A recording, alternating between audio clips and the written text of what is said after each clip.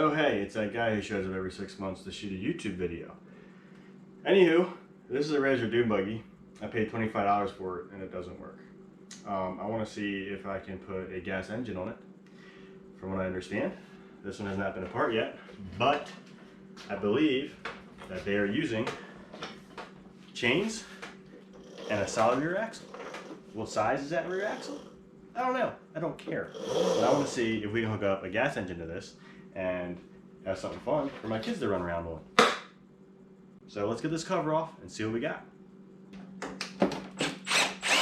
I paid $25 for this online.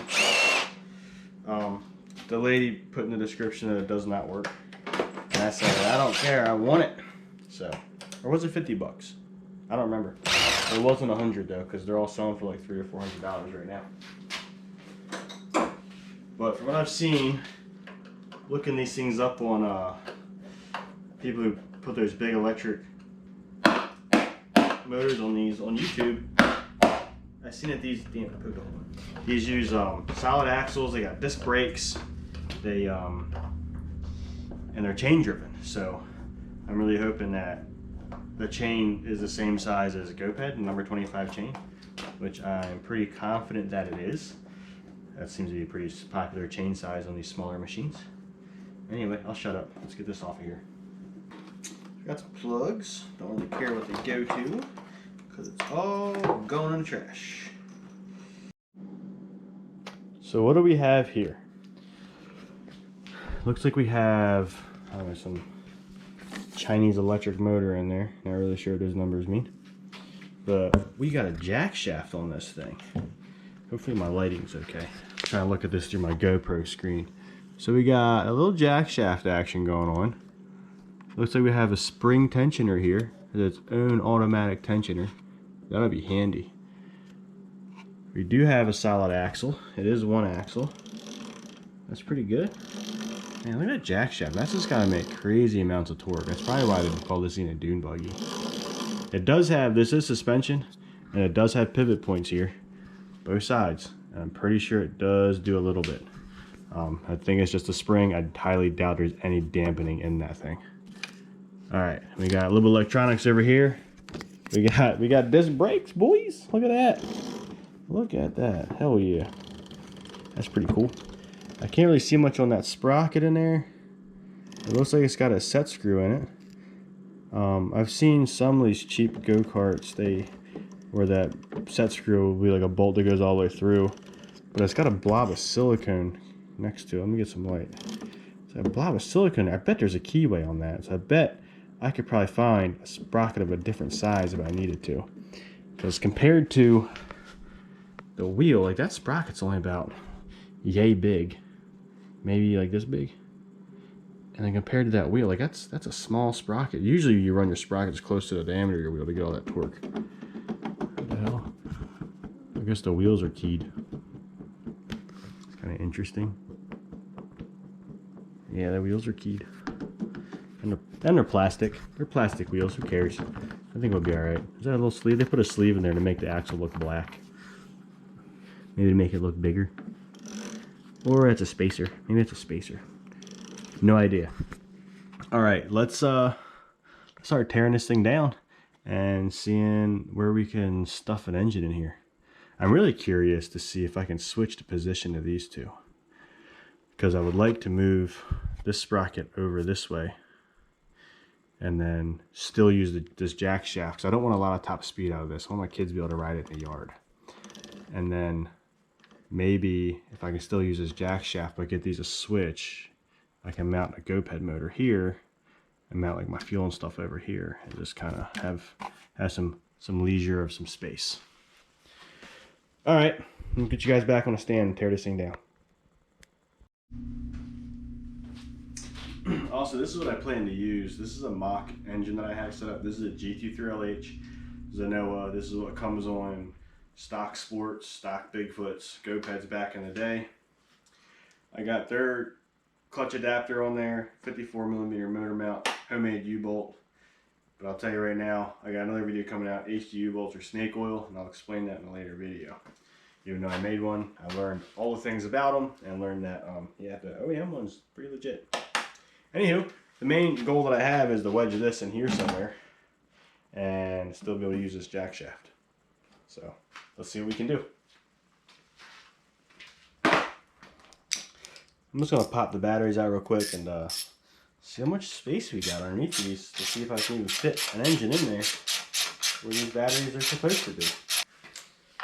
So I'm really hoping that this will fit somewhere in here.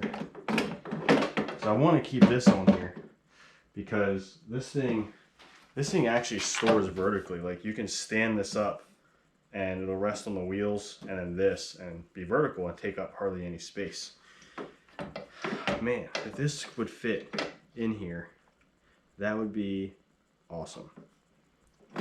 I don't know how fortunate I will be to make this work right here. That's about where it needs to be, I think.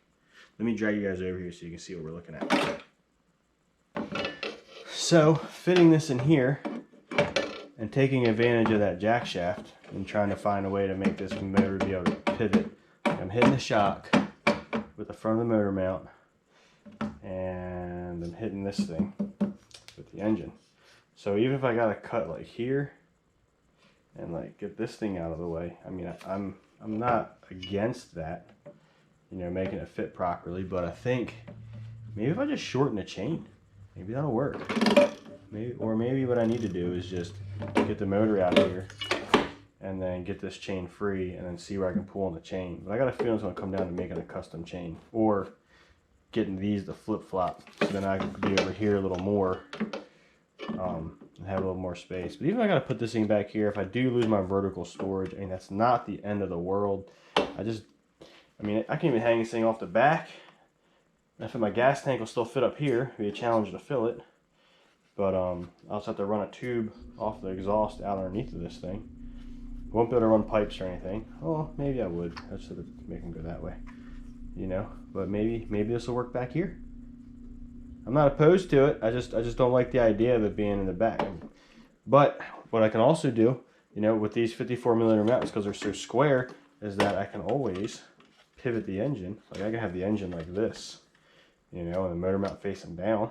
That'll make it compact again, you know, because then the motor mount will be here, engine will be in, spark plug face up, exhaust shoot out the back. That might work. Guys, we might be getting really creative with this, but it'll be something like this ish. I don't know. Let's get this electric little angry pixie thing out of there and move on. Well, I thought this is neat. They have like this little skid plate that goes on to cover up the sprocket and brakes and stuff. You know, I might try and see if I can keep that incorporated in there. That's kind of cool.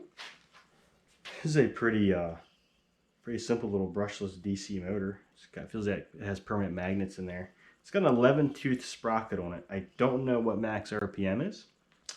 If anyone who messes with these razors want to leave it in the comments for me, that'd be cool. Also, if anyone wants this thing, let me know, because this motor does work. When I would power this thing on, all the lights would come on, you hit the button, just nothing would happen.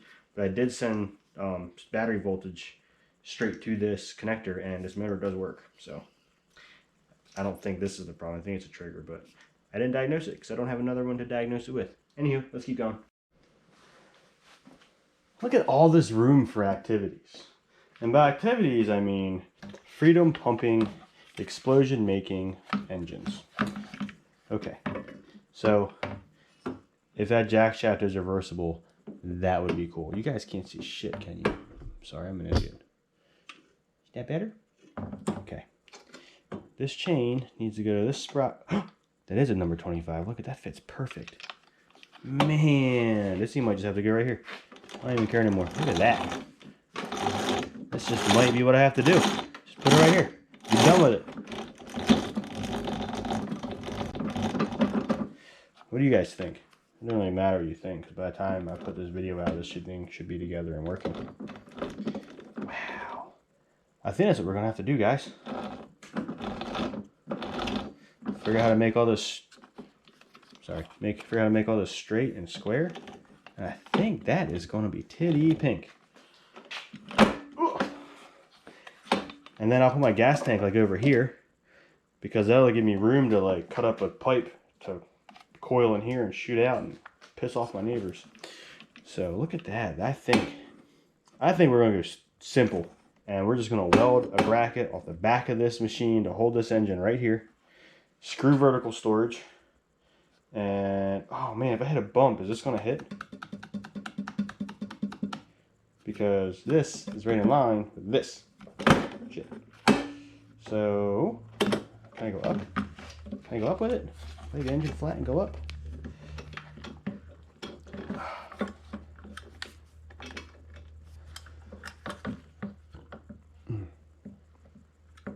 No, because it's still going to hit. I feel like they knew that I was going to do this one day and wanted to make this difficult for me. Anyway, I think that's going to have to wait until the next video to figure out how we're going to have to do that. So, alright. Let's just lay this chain over. This tensioner. It's not very strong. Will this chain just pop off of there? A little bit of luck. A little bit of luck. You too could look just like me. This nut is reverse threaded. Just so you know. Well, it's not reversible. What they did is they used a little I don't know what you call that, like a double half moon kind of thing, a circle with two flats on it. This side also has two flats on it, but the shaft is two different sizes, so like I can't put the little sprocket on the other side because it hits the sleeve there. Oh, can you guys even see that? Am I holding that where you guys can see that? So we have a little sleeve we're hitting that doesn't allow us to put it where this one goes. So, back to the drawing board. Time to finker something out with my finker.